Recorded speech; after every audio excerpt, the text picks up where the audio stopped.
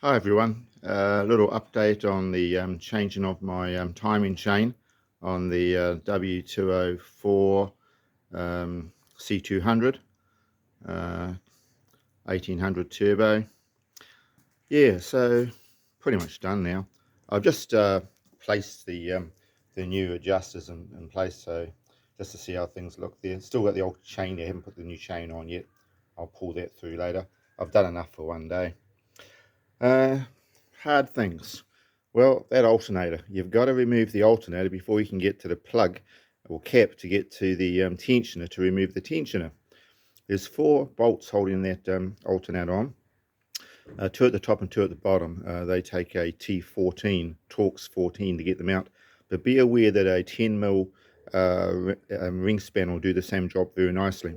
In fact, I suggest you actually get a 10mm ratchet ring spanner, and it makes it a lot easier to remove the bolts. You don't have to worry about getting your ratchet socket set down in there. You can reach down past the alternator, put your spanner on the bottom 2 bolts and just pull those up gently towards you, and that'll remove those. Just ratchet it backwards and forwards. You only get a quarter of a turn, but that's all you need. Just be patient. Once you've got those 4 bolts out of the way, then you can just move the alternator to one side. Probably can't see that down a bit dark. Oh, there it is. A little bit down there. Just move to one side there, out of the way. You don't need to move it far. It actually goes down in a way. That allows you to get the cap out. Well, that plug or cap, it's got a rubber center in it. Don't really know that until you get into it. I know that from the last time I did one of these. Get a small screwdriver and make a hole in the middle of the cap. Then get a larger screwdriver and just lever it out. It'll come out nicely. You're going to replace that cap with a fresh one anyway.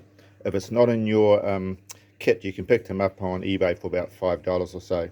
So that's something you need to allow for. My bung is working nicely there for my coolant. There was no coolant there. By the time I drained everything out, I even ended up draining this bottom hose out as well. So I'll probably have a few issues when I replenish the coolant later. But that's the least of my woes. So another little thing to watch out for is when you remove the little side guides, they'll be quite brittle, and you've got to watch that the bottom part of the peg doesn't drop off and go down inside the sump.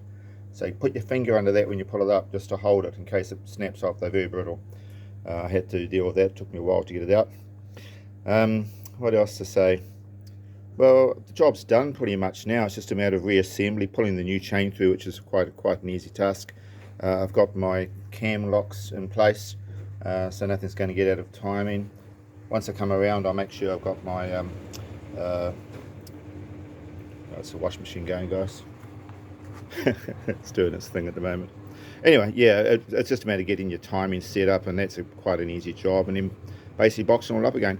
Notice I've left a lot of stuff still attached, because there's no point in taking it apart if you got to put it back on again. So I've taken off the bare minimum of stuff I need to get in there. I noticed some people drain the power steering and pull this right out of the way. You don't need to do that. Just lift it out of the way so I can get my arm down in this hole down here. It's pretty tight, but my arms are quite skinny, so I can actually go down the gap here between the guard, that heat guard, and reach down underneath there and get the alternator bolts out that way. I know on this one here, when I did it, I actually went from underneath to get the bottom 2 bolts out, but I couldn't be bothered doing it this time. I've seen people reach from the top, and I thought, well, I'll do the same. I reached from the top, and it was pretty straightforward, to be honest. Yeah, this is my new kit here. Chain and rings and tension, all that sort of stuff. Reasonable tools. You need all the torque set, good range of ratchets, little knuckles and extenders, and different range of all of the bits and pieces you need to get into awkward spots. But as I say, that T14 that can be a pain to get to when they're in a hard place. So just remember that a 10mm round ring spanner will do the job quite nicely.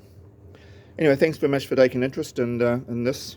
This will be my my replacement for my W203. This is done just 110, I think, thousand Ks, one owner. I'm the second owner. New Zealand first registered, and German assembled this one. German manufactured, if you like. This one here is, I'm the second owner of this car, 2004. It's now done 205,000 Ks.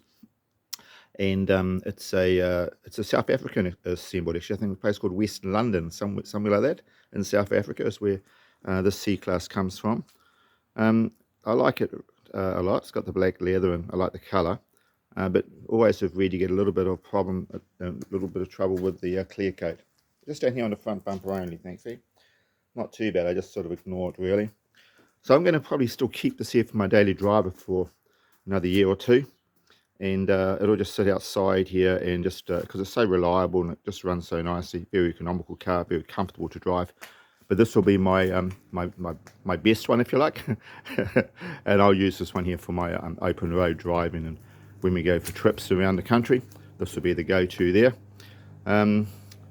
But I will have to rationalise my cars sometime. I've probably got a bit too many, or a few too many, when it comes to the costs of you know, registration and we have to have WOFs, Wild Fitnesses here in New Zealand, which is another cost each year. I'll keep the Santa Fe. I've just done the timing belt a couple of weeks ago on that, and that one's running like a champ. It's done just over 200,000. The little Yaris has just ticked over 100,000 Ks. It's got a timing chain. The Toyota seem to be really good with timing chains, no issues with that. And this model's got the 8 airbags and the push button start, keyless entry, that sort of stuff. So it's sort of a bit awkward to get rid of them because that's a really great car for around town. This one here I need for towing my trailer with my dirt bikes. Plus I do like driving, you know, Santa Fe's a nice drive on the open road. So I won't be getting rid of that. That's my daughter's car. Yeah, so I guess what will happen is sooner or later this car will move on, but I certainly will be hanging on to it as long as I can find excuses to keep it. It's not too hard for me to find excuses, but I'm not the only one that has to agree with it. You know, who must be obeyed tends to have a few views on the number of vehicles I have. So at the moment, what do we got? I've got 4 cars plus the 5 motorbikes. In the back here is the old CB450, which I haven't managed to get back to complete that work, which I will be doing as soon as I get this car finished and buttoned up. Now, some things about this W204, which I think are quite crazy, really. It's so thin. I suppose this is high tensile panel steel. That's the edge there, and that's the edge there. And look at that. There's no actual fold over there at all. That is the edge. That is the shape there, the contour of the guard. So yeah, they haven't gone to put too much extra material into these cars, that's for sure. The front of it's mainly plastic. Anyway, that's what you get. I quite like the style of this model. The model just before this has got the larger headlights, I think up to about maybe 2012. So this one here has got the newest style where the headlight just drops down quite nicely, which I quite like that style. And it doesn't have the radar cruise control, but it's got it's sort of a sort of maybe a hybrid type cruise control. I've got to read more about that. I think it will do some what do we call it? It's some adaptive cruise, but maybe not fully. You've got the sensors up the front, sensors at the back, so it's sort of self-parks to a degree, but you've got to follow the instructions. There's a little notes on the dashboard when you're backing into a car park.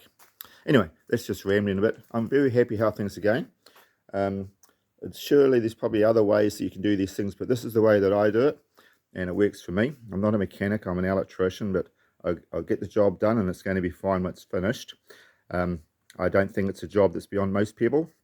You just need to take your time, get your parts organised first so you don't have the car off the road too long. Reasonable set of Torx tools mainly, sockets and drivers, and then just all your normal stuff, label, photograph everything as you take it apart, and you shouldn't have too much trouble. There's plenty of heaps of videos on YouTube on how to do this job by skilled mechanics and by do-it-yourselfers like myself. So you should have plenty of instruction on how to do this. I'm not really putting this up for instruction, just to sort of show you what I'm doing with my time at the moment. This is a little job that is going to be done. Then it's done. I don't have to worry about this car for the next 10 years or so. It'll get at least 100,000 Ks on this job, probably more because I change the oil very regularly, and also my mileage is only maybe 4,000 or 5,000 a year. So it's going to last me quite a few years before I get to that stage. Let's push that down.